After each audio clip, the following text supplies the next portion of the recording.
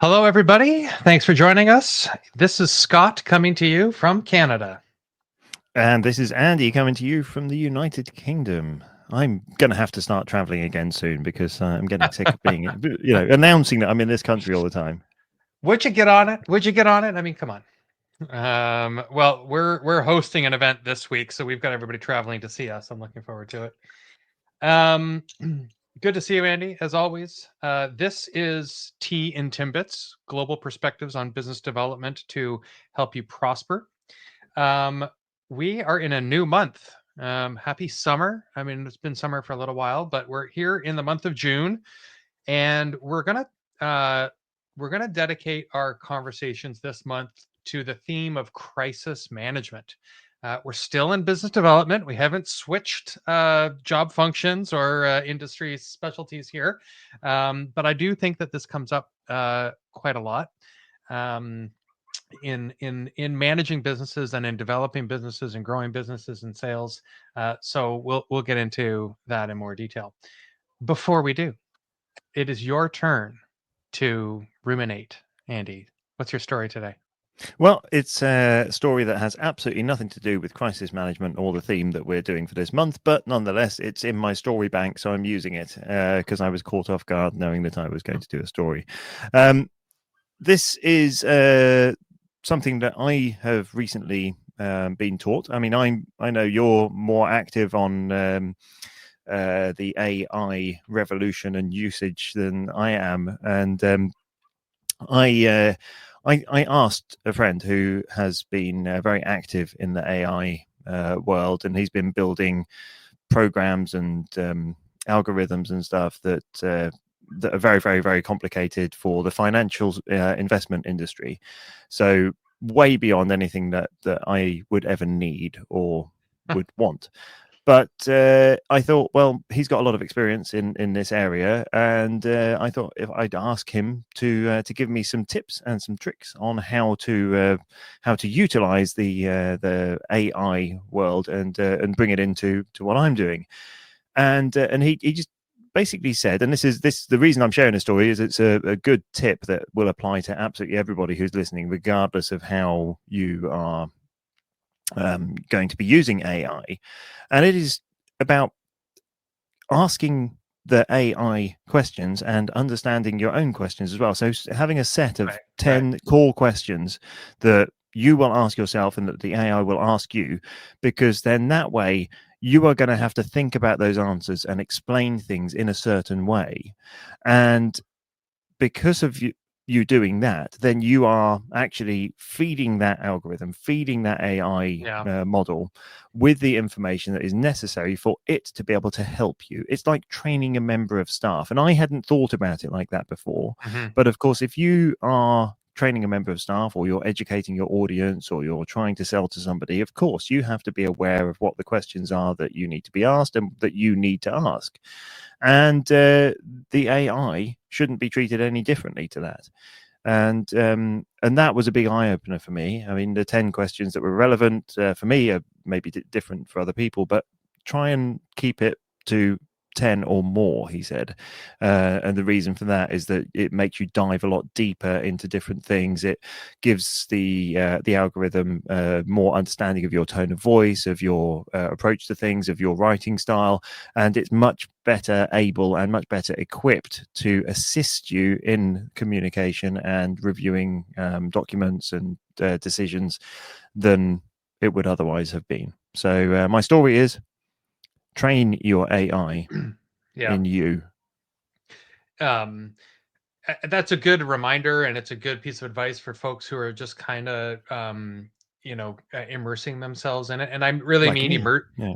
and I really mean immersing. Like everybody Okay. kind of has this moment of realization when they're first using it, and it's happening every day still. Like uh, it's it's being discovered for the first time by many people, every day.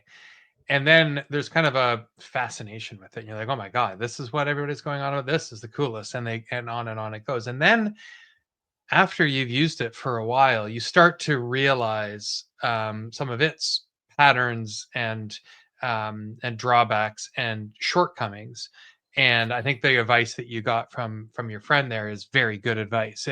It really does help to tell the AI that you're using more about you and give it more context.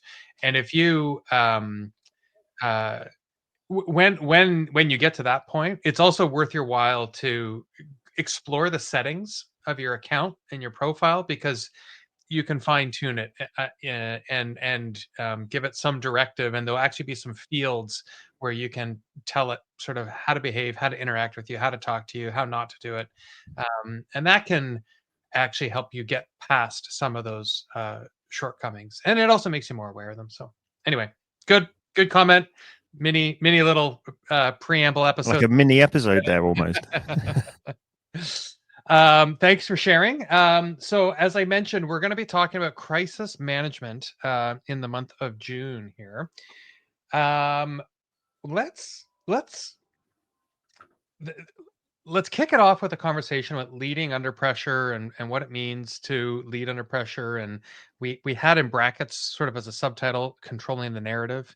But maybe before we get into specifically that aspect of crisis management, when I say this, when I brought up the topic from our content plan 2 seconds before we hit record, what what what sort of came to mind for you in terms of crisis management? What does it mean in the context of what you and I talk about for this podcast to say, let's talk about crisis management? I think for me, it's about things that change in an organization, and those Mm, things that change are seen as something that has an impact on the business that could potentially be negative. And we've talked about change before, but now we're talking about a negative change, something that's mm, happened, something that's gone wrong, something that hasn't turned out how it should do, someone who's done something they shouldn't have done, something that's resulted in something yeah. that isn't supposed to be there. And what I think is important for our audience to know is that you shouldn't spend all of your time and effort on trying to avoid or prevent crisis entirely. Hmm. It's more about having the capacity to lead with like clarity and composure and Yeah. a commercial credibility in that crisis moment, because this leads me into the control and the narrative thing. In business, the perception is the reality. So if you are able to control that narrative because you're leading with composure and clarity, then you are able to control that narrative and you are able to get yourself through that crisis. There's of course a lot of elements that come to handling a crisis, but the things that make and break that we can go into in a minute. But ultimately, it is about being able to rise above and to lead and show that you are calm and collected, focused, and that you are building a future and a clear direction together with your team, and that narrative that you're putting out to the public and to the customers and to the affected parties is in line with what you want to be represented and remembered as. Yeah. All right. I like that way you framed it. Perception is reality, Hmm. is a good reminder. I think you're absolutely right. Like as soon as you said it, I'm like, oh my God, that is, of course, uh, so common in these kinds of situations. Um, when you described it as like a change that was negative, that was something that was not meant to happen, in my mind, I was like, I guess that could happen on sort of both sides of the coin, whether it's the prospect of the client and something has broken on Hmm. that side, or it could be internally on your side. It could be with service delivery or whatnot. Um, um, was it one of those two scenarios for you, or was it both? Or Yeah, it's an issue that's happened internally or something that's happened externally with a customer or a reputation damage somehow, yeah, however so caused. yeah, so I think it is critical when um, when you're in a business development position, as you know, we there's all kinds of other sort of supports or roles or scenarios for other um, actors in the business and in the engagement to respond. But let's keep our sort of focus on that business development activity. I think that it is leadership when somebody in that position who ends up probably being pulled into the crisis. I'm sure there's scenarios where they might cause the crisis or be a party to it. But let's say the crisis has happened and now business development gets pulled into the situation. I think it's paramount that that individual leads the crisis, or at the very least shows up ready to lead and be a leader and show leadership in that moment. Which I think the most important thing there is not deflecting or excusing or refuting the situation. Yeah, exactly. There's sort of three key areas. Yeah. Three key areas, very much so. In my experience, that are the biggest things that make it make a crisis worse rather than better. Yeah. That so many leaders end up doing because they're not prepared and they haven't. We'll go into that bit in a minute, but you've got sort of three key areas. They either go dark, which means they kind of ignore it and then the vacuum gets filled with misinformation, or they, as you were just saying there, they become reactive and they're sort of scrambling to answer the accusations instead of actually reframing the story, which comes back to control of the narrative, as we talked about. And then you've got the worst one, I believe, which is they over disclose and under prepare. So they're sort of, they become kind of paralyzed by the PR pressure, and but they're also unaware of all of the regulatory things that matter and all of the things around the crisis, and so they get caught off guard and they're telling too much about one particular thing, and then they don't have any of the answers to any of the questions that would come up, and they just find themselves in a mess. It's so important to be prepared and to be educated and to make sure that before you go out there, you are in control of that narrative, because if you're not, you fall into all of those three bad areas. Well, and I think it's important to understand your limitations in that respect too. I take your point completely. A lot of times, especially in the more we talked all last month about complex sales and whatnot. A lot of times you may not be anywhere close to the smartest person in the room when it comes to resolving this, but your job can be not a champion for either side of the problem, but for resolving the problem. You're going to show up there to be like, we're going to find a way, and hey, listen, like it might not be in the customer's best interest, it might not be in the company's best interest, but you can show leadership by signing up for authority to find a way to a solution. And that might be shaping the conversation, that might be coordinating the logistics, that might be clearing schedules and helping people get into the room and join the meeting, and taking notes and all that kind of stuff. So it's about showing up. I'm avoiding saying taking accountability for the problem. Yeah. Right? Because it all depends. If it's your problem, I think you have to take accountability. I think that communication, I think that recognition, realization, honesty is your friend here, especially in a real true crisis.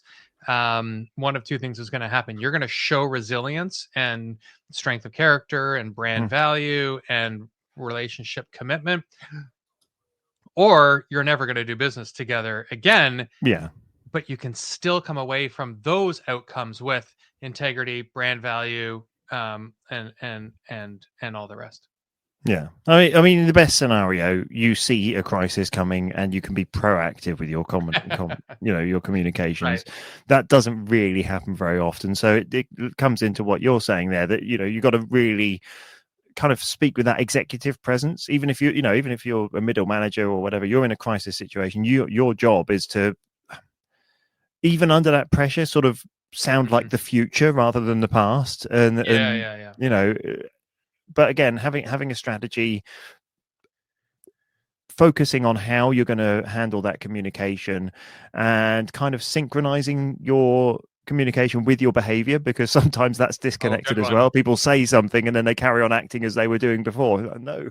Yeah. I like that. Yeah, synchronizing your behavior and action. Absolutely. I think another common pitfall that I've seen in these scenarios is business development feeling like they need to resolve the crisis in a hurry. And listen, time is of the essence and everybody wants, but there's a counterproductive part of that. It's called being hasty, and it can lead to worse outcomes. It can lead to tarnished reputations, struggles in other scenarios. It's immensely part of your job. Let me say this the other way. Part of the role, that part of the leadership muscle that you can flex in these situations is deflecting the negativity from your internal team, being the buffer so that your internal team can act with clarity, with confidence, with the space around them that they need. I think it's important to emphasize urgency, but you don't need to pass every angry email back and think that that's going to be somehow the way that this gets resolved faster. That's just going to add noise. It's going to be misinterpreted, and so you can be a very effective buffer in these kinds of situations by not closing the door and pushing it all away, but by just being that first point of contact, acknowledging you've heard the message, communicating what's happening, and really only um, um, sort of redirecting necessary information, collaborating with your internal, main point of contact or something like that. I think one of the things that I have always found personally very effective, and that is showing up in person. That I genuinely believe that your presence tells a lot and is a very powerful signal. I mean, people, they don't typically follow emails and they're not always watching your social media. I mean, it's very arrogant that people believe that people are just waiting for your communication to show up on their feed or, in their email box. But if you show up at their office or you show up in person and you speak up, you stand tall and you lead with authority and you, as you say, not necessarily own up to the issue or, start apologizing. It's about strategic transparency, not confessions. Yes. I love it. And having the audience centric messaging, being focused on them and knowing them, the stakeholders involved in the situation, how you're going to work with them. As you said, I mean, it's helping the team, helping those affected by it to understand both internally and externally, and just tailoring it to those situations, tailoring it to those people, and making sure that you are there with authority, you are giving a clear message and you stick by that message. But doing it in person is so much more powerful than anything else you can do. Absolutely, or at least developing a rapport, right? And being proactive about your communication. Don't sort of hide behind your inbox. Sometimes in person isn't always practical, but as soon as you started saying that, I was like, oh yeah, there's so many other ways where you can use the opportunity to reinforce a relationship, build a relationship, at least just be professional and transparent and communicative. And even if there's no update, hey, listen, I know it's been 24 hours since we last spoke. I want to let you know that there isn't much of an update right now, but I'm going to give you my next update again tomorrow morning at the same time. Oh, okay, great. Like, goes a long way. Yeah, and I can't remember that there was a thing that I got taught years and years and years ago in this that I was really hoping I'd remember as we were having this discussion, but I can't quite remember what it was. But essentially, what it took you on a journey, and it takes the person of your communication on a journey, and part of that is what you're doing now. How kind of what's happened Mhm. in facts, and then what's being done about it immediately, and what Right. that means, what the impact of that is, and then being very clear as well, though, what the change and what the action will not compromise, Mhm, mhm. and what you won't compromise. So it could be that this particular thing has compromised your values, and therefore that's why we don't agree with this and stuff. Or it could be that something's challenging those, and you're going, well, the reason that we've done this is because it compromises our values or our customers or our commitments to someone else.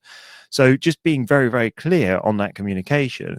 I really wish I could remember the acronym, but it was a really good one that took you on that journey. But anyway, it doesn't matter. I'm sure it's Here's the out good there on news. the We have a internet. whole month for you to remember that. Yeah, that's right. But is it essentially it's what's happening, what's happened, what you're doing about it, and what are the reasons behind that, and where you will not compromise. Compromising is and not compromising I like is that. a very important thing. Standing firm on your values and your beliefs. Yeah, without being arrogant or obtuse about it No, no, no. and And like I say, it could dismissive be of the standing firm on your yeah, values and yeah. beliefs to But say, this is why it's happened. This problem yeah, and this has is why happened it's might be because our fault. Yeah. because this has gone against it, or we are taking this action that you may not agree with, but it's because it aligns with our values and beliefs. So it can go either way, really.